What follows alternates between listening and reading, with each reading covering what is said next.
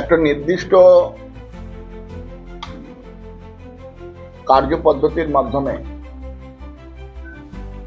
ভারতবর্ষে আমাদের শাসন ব্যবস্থা পরিচালিত আমরা করে থাকি। পশ্চিম বাংলা দীর্ঘ 50 বছর, প্রথমে 35 বছর সিপিএম এর অত্যাচার, শোষণ, শাসন,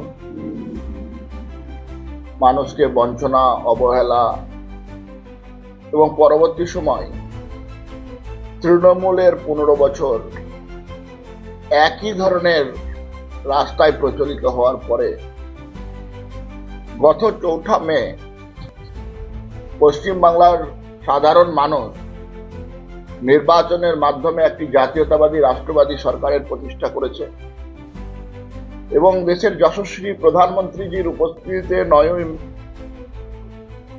মে আপনারা জানেন একটা রাষ্ট্রবাদী সরকার পশ্চিমবাংলায় প্রতিষ্ঠিত হয়েছে। আজ আমাদের সরকারের 100 দিনের কাজ সম্পন্ন হয়েছে। ভারতীয় জনতা পার্টির পক্ষ থেকে আমরা যখন নির্বাচনে লড়াই করেছিলাম, আমরা আমাদের সংকল্পপত্র প্রকাশিত করেছিলাম পশ্চিম বাংলার মানুষের জন্য। পশ্চিম বাংলার মানুষ কি চায় এবং পশ্চিম বাংলার মানুষের মনের মধ্যে কি চাহিদা আছে সেটাকে নিয়ে আমরা আমাদের সংকল্পপত্র নিয়ে সরকারকে চালাবো এই প্রত্যাশা নিয়ে মানুষের কাছে গেছিলাম। মানুষ ম্যান্ডেট দিয়েছে এবং স্বাভাবিকভাবে 208 জন ভারতীয় জনতা পার্টির বিধায়ক হয়েছে। মাননীয় মুখ্যমন্ত্রী 2 জায়গায় দাঁড়িয়েছিলেন, এক জায়গায় পদত্যাগ করার পরে 207 জন বিধায়ক বর্তমানে আমাদের আছেন। এবং পরবর্তী সময়ে আমরা আমাদের সরকার 100 দিন অতিক্রম করেছি। আমরা 100 দিনে আমরা কি পেলাম, পশ্চিম বাংলার মানুষকে কি দেওয়া হয়েছে, সেটা নিয়ে আজকের এই সাংবাদিক বৈঠক। আমরা আমাদের সংকল্পপত্রে পশ্চিম বাংলার মানুষের জন্য বলেছিলাম যে আমাদের সরকার এলে অন্নপূর্ণা যোজনার মাধ্যমে হতদরিদ্র, প্রান্তিক, অবহেলিত, বঞ্চিত মায়েদের, বোনেদের জন্য মাসে 3000 টাকা করে দেওয়া হবে। আমরা আমাদের কথা রেখেছি। 1 জুন আমরা 29 লক্ষ মায়েদের হাতে 3000 টাকা দিয়েছি। পরবর্তী জুলাই মাসে আমরা 1,30,00,000 মায়েদেরকে দিয়েছি। তারপরে এত বড় রাজ্য, এত লোক, সেখানে কিছু নাম এরকম এসেছে যে যাদের পাওয়ার যোগ্যতা নাই তারাও পেয়েছে। সেটাকে রিভিউ করে আমরা গতকাল 17 তারিখ থেকে পশ্চিম বাংলায় প্রায় 1,45,00,000 মায়েদের, বোনেদেরকে ডিবিডি সিস্টেমের মাধ্যমে প্রতি মাসে 3000 টাকা করে দেওয়ার সেই কর্মসূচি শুরু হয়েছে। আপনারা জানেন পশ্চিম বাংলায় যে সমস্ত সরকারি কর্মচারীরা পশ্চিমবাংলা রাজ্যকে চালিয়ে নিয়ে যায় সরকারের কাজ করার জন্য, আমরা আমাদের সংকল্পপত্রে বলেছিলাম যে রাজ্য সরকারের কর্মচারীদের জন্য যে ধরনের সুযোগ সুবিধা পাওয়া দরকার সেই সুযোগ সুবিধা হবে এবং 7ম পে কমিশন গঠন থেকে শুরু করে বকেয়া ডিএ প্রদান সমস্ত কাজ আমাদের সরকার করবে। আমরা আমাদের সরকার আসার পরে আমরা সংকল্পপত্রকে মান্যতা দিয়ে অলরেডি 20% দিয়ে আমাদের রাজ্যের মাননীয় মুখ্যমন্ত্রী ঘোষণা করেছেন এবং আমাদের 7ম পে কমিশন গঠিত হয়েছে। বাংলার মানুষের তাদের চাওয়া পাওয়া যে রাজনীতি, বঞ্চনার যে রাজনীতি, সেই রাজনীতি থেকে রাজ্যের সরকারি কর্মচারীরা মুক্তি পেয়েছে। পশ্চিম বাংলাতে সব দিক থেকে আমাদের সরকার প্রান্তিক হতদরিদ্র মানুষের জন্য যেমন কাজ করেছে, আমাদের দলের যে নীতি, রাষ্ট্র সর্বোপরি, রাষ্ট্রের জন্য আমরা নিবেদিত, সেই জন্য আমরা যে কাজ করেছি, আপনারা জানেন যে বিগত দিনে অনুপ্রবেশ একটা বড় সমস্যা ছিল।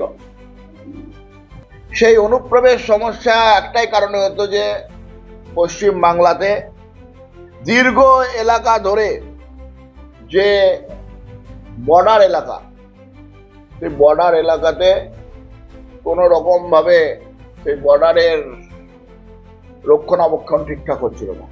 আমাদের সরকার আসার পরে আমরা পশ্চিম বাংলাতে বর্ডারের সুরক্ষার ব্যবস্থা করেছি এবং সার্বিকভাবে বর্ডারকে সুরক্ষিত করে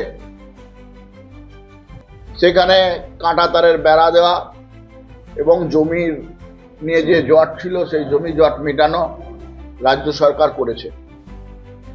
প্রান্তিক হতদরিদ্র মানুষগুলি যারা পশ্চিমবাংলা সরকারের আগের সরকারের নীতির কারণে ভারতবর্ষের বিভিন্ন রাজ্যে চিকিৎসার জন্য গেলেও তারা সেই ধরনের চিকিৎসার সুযোগ সুবিধা পাননি, তার কারণ এই যে স্বাস্থ্যসাথী, তার স্বাস্থ্যসাথীর হাল বেহাল ছিল। বিভিন্ন সময় প্রান্তিক মানুষ অপারেশন করতে গেলে টাকা পেত না পশ্চিমবাংলাতেই, অন্যান্য রাজ্যের কথা বাদ দিন। আমরা আমাদের সরকার আসার পরে পশ্চিমবাংলার সমস্ত মানুষের জন্য স্বাস্থ্য বীমার ব্যবস্থা করেছে। আয়ুষ্মান ভারত যোজনা গত 17 তারিখে রাজ্যের মুখ্যমন্ত্রী পশ্চিমবাংলার মানুষের জন্য ডিক্লেয়ার করেছেন।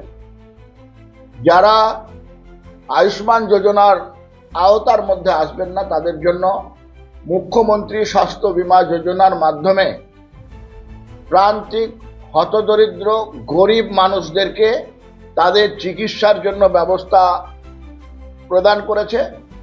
এবং সবথেকে বড় বিষয়, ভারতবর্ষের যে কোনো প্রান্তে যে কোনো জায়গায় সেই সুযোগ সুবিধা, তা সে আয়ুষ্মান ভারত হোক কিংবা মুখ্যমন্ত্রী স্বাস্থ্য বীমা যোজনা হোক, দুটো কার্ডেতেই যেখানে আয়ুষ্মানের সুযোগ পাবে সেখানে মুখ্যমন্ত্রী স্বাস্থ্য বীমা যোজনা সুযোগ পাবে, সেই রকম কার্ড প্রদানের কাজ শুরু হয়ে গেছে।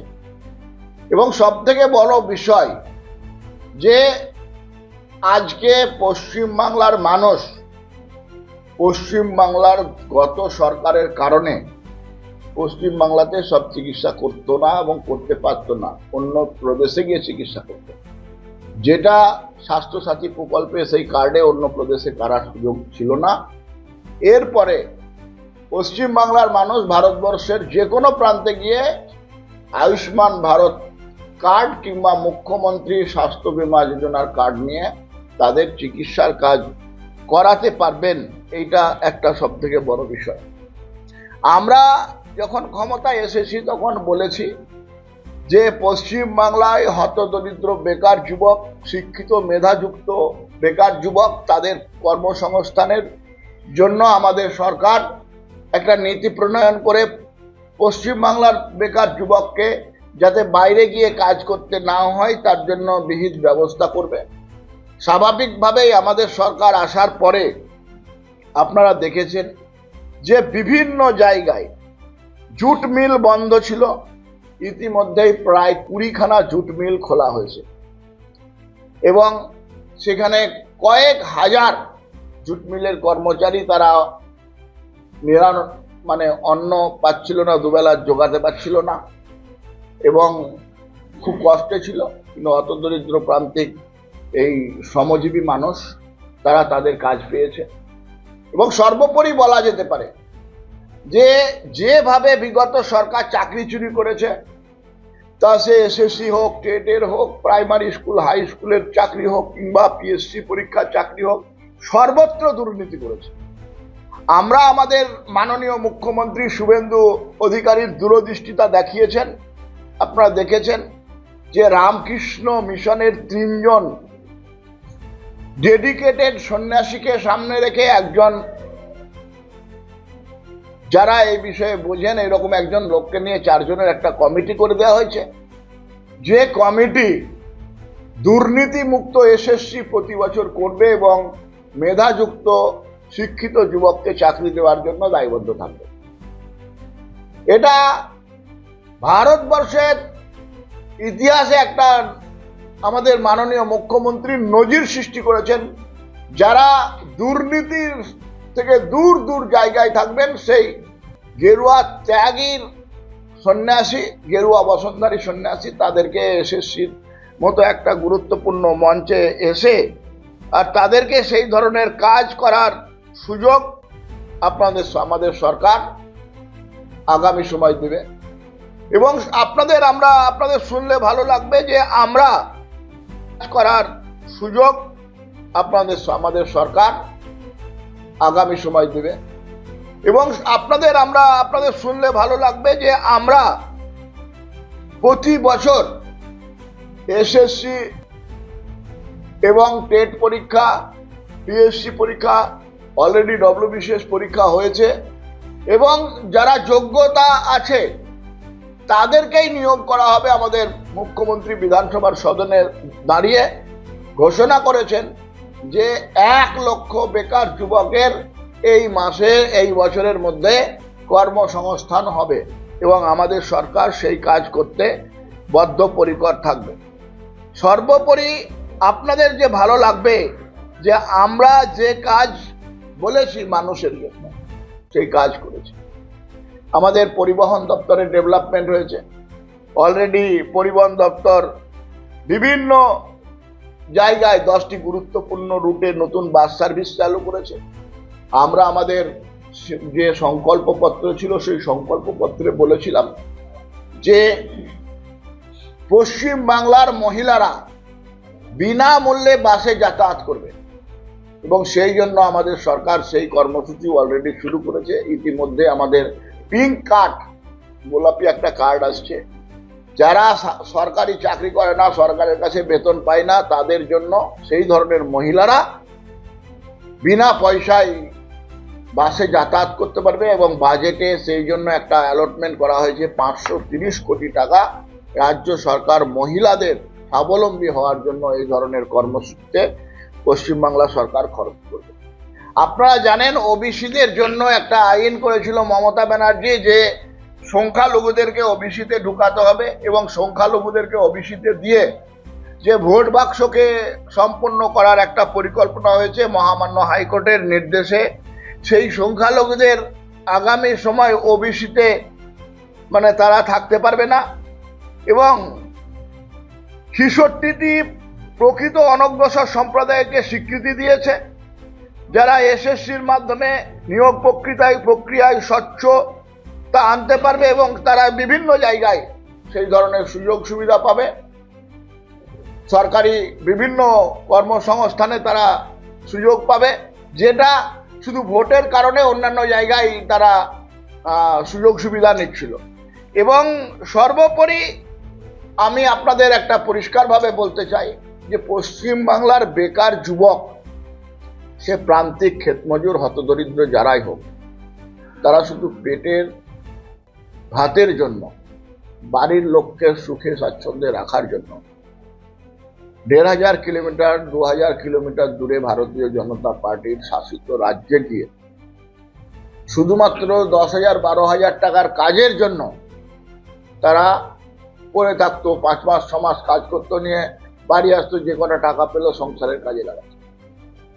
আমাদের দেশের যশস্বী প্রধানমন্ত্রী নরেন্দ্র মোদীজির নেতৃত্বে MGNRG প্রকল্পকে একটু মডিফাইড করে বিকশিত ভারত জি রামজি প্রকল্পের মাধ্যমে 125 দিনের কাজের গ্যারান্টেড ব্যবস্থা করেছেন, যেখানে মানুষ 3টি ক্যাটাগরিতে 350, 450 এবং 600 টাকা বেতন নিয়ে কাজ করতে পারবে এবং বাড়িতে থেকে বছরে 125 দিনের কাজের গ্যারান্টি নিশ্চিত করেছে।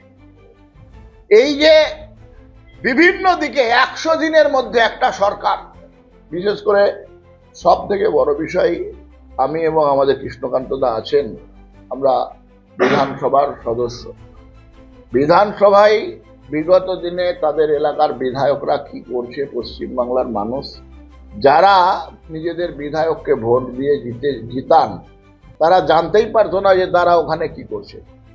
আমাদের সরকার আসার পরে বিধানসভা অনলাইন সিস্টেম করেছে এবং নিজের নিজের ডিমান্ড মাননীয় বিধায়করা রাখছেন, কি কথা বলছেন ডিটেলসে আগামী সময় বাংলার মানুষকে জানাতে পারে, এই ব্যবস্থা করেছে।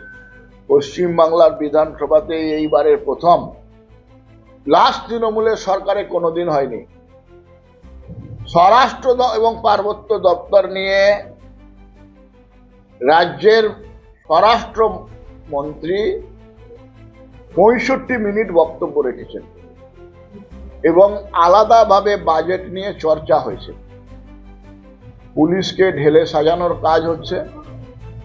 আপনারা নিশ্চিতভাবেই একটা জিনিস লক্ষ্য করেছেন, এই 100 দিনের সরকার যখন অতিবাহিত হচ্ছে, রাজপথে কোথাও পুলিশ হাত পেতে টাকা তুলছে না। করাপশনের ব্যাপারে জিরো টলারেন্স নীতি নিয়েছে, ডেডিকেটেড নাম্বার দেওয়া হয়েছে। আপনাকে যদি কোনো দপ্তরের কোনো লোক ঘুষ চায়, তার বিরুদ্ধে ব্যবস্থা নেওয়া হচ্ছে। আমাদের সরকার আসার পরে যে পুলিশ টাকা তুলতো, সেই পুলিশ দুর্নীতিগ্রস্ত মানুষদেরকে রাস্তা থেকে তুলে এনে ধরছে। তে সরকারি দপ্তরের লোক হতে পারে, পরিবহন দপ্তরের এমভিআই এর অফিসার যারা এতদিন টাকা খেত, তারা সরকার পরিবর্তন হলে বুঝতে পারেনি, তাদেরকেও আমাদের সরকার এরকম 2জন ইন্সপেক্টরকেও হাতে নাতে ধরে সাসপেন্ড করেছে। পুলিশের যারা অযোগ্য লোক, ঘুষখোর লোক, তাদেরকে সাসপেন্ড করেছে এবং একটা নীতি করেছে যে পশ্চিমবাংলায়, বিশেষ করে বীরভূম জেলায় যে কিভাবে চুরি হয়েছে, সেই পাথরের ডিসিআর চুরি, সেই ডিসিআর চুরি রুখেছে সরকার নিজে।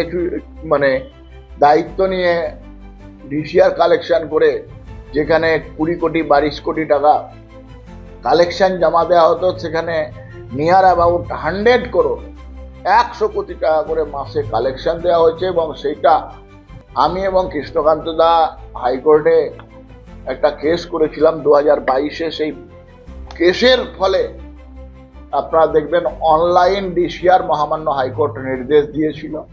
সেই অনলাইন ডিসিআর কাজ শুরু হয়ে গেছে বীরভূম জেলায় 10টি গেটেতে। এবং সব থেকে বড় বিষয়, আমরা বীরভূমের মানুষ, আমাদের রাজ্যের মুখ্যমন্ত্রীকে নিয়ে আমরা গর্বিত। মাননীয় শুভেন্দু অধিকারী পশ্চিমবাংলার মানুষের স্বপ্নের ফেরিওয়ালা। তিনি মানুষকে স্বপ্ন দেখান না, 100 দিনে সেই স্বপ্নকে বাস্তবায়িত করেছেন। রাজ্যের মুখ্যমন্ত্রী ঘোষণা করেছেন যে বালি নিয়ে দুর্নীতি, যে বালি দুর্নীতি বন্ধ করে দেবে, সমস্ত অবৈধ ঘাটকে বৈধ হিসাবে স্বীকৃতি দেওয়া হবে, কোনো ধরনের দুর্নীতি মানবে না আমাদের সরকার। এই ধরনের সার্বিক দিক দিয়ে সমস্ত জায়গায় কাজ হচ্ছে। মহিলাদের আত্মনির্ভর করার জন্য মা, গর্ভবতী মা, তাদের প্রোটিনের 3টি কিট, গর্ভাবস্থায় 21,000 টাকা, সমস্ত কিছু দেওয়া হচ্ছে। এবং আপনারা জানেন যে হসপিটালে যেভাবে 56 টাকা করে এক একজনের সারাদিনে খাবারের, আমরা আজকে হোটেলে খেতে গেলে 70 টাকা লাগে মিনিমাম, ডিম ভাত মাছ ভাত খেতে গেলে 70 টাকা তো হয় না, কিন্তু হসপিটালের খাবার যেটা 56 টাকা ছিল সেটা 110 টাকা করেছে। আইসিডিএস এর খাবারের বৃদ্ধি পাঠিয়েছে। এবং সবথেকে বড় বিষয়, আশা অঙ্গনারী কর্মচারী, তাদের 5,000 টাকার বেতন বৃদ্ধি করেছে। সমস্ত দিকের 100 দিনের সরকার 100 রকম কাজ করে পশ্চিমবাংলার মানুষের আশা পূর্ণ করেছে। বীরভূমের মানুষ, আমরা এই সরকার আসার পরে গর্ব অনুভব করছি। বীরভূমের মানুষ আগামী সময় রাস্তাঘাট থেকে আরম্ভ করে সরকারি ব্যবস্থাকে যেখানে ভেঙে ফেলা হয়েছে, সেই ভেঙে ফেলা সরকারি ব্যবস্থা 50 বছরের এই পরাধীনতা থেকে মুক্তি নিয়ে মুক্তির আনন্দ অনুভব করবে এবং বীরভূমের প্রতিটি এলাকায় সোনা ফুলবে। এটাই বলার ছিল। যদি আপনাদের কিছু কোশ্চেন থাকে আপনারা করতে পারেন। আপনারা নিশ্চিন্তে থাকেন, যখন তারাপীঠের বিষয়টা এসছে, তারাপীঠে টিআরডিএ কে কেন্দ্র করে যে দুর্নীতি হয়েছে, সেই দুর্নীতি থেকে বেরিয়ে আসা হবে এবং দুর্নীতির জাল যারা বুনেছিলেন তাদের প্রত্যেককে গ্রেপ্তার করা হবে। অলরেডি তারাপীঠের যৌতুকগৃহ নিয়ে তদন্ত করার জন্য মাননীয় এসপি সাহেব গতকাল 3 সদস্যের একটা সিট গঠন করেছেন এবং আমরা যে দাবিটা করেছিলাম যে তারাপীঠে হোটেলকে কেন্দ্র করে পয়সা নিয়ে টিআরডিএ বড় দুর্নীতি করেছে, এর একটা কমিটি করে তদন্ত হওয়া উচিত। আমি ধন্যবাদ জানাবো পশ্চিমবাংলার মাননীয় মুখ্যমন্ত্রী শুভেন্দু অধিকারীকে। তার নির্দেশে বীরভূমের জেলা শাসক গতকাল 9 সদস্যের একটি কমিটি গঠন করেছে এবং সেই কমিটি আজ থেকে তাদের কাজ শুরু করেছে। এই তারাপীঠ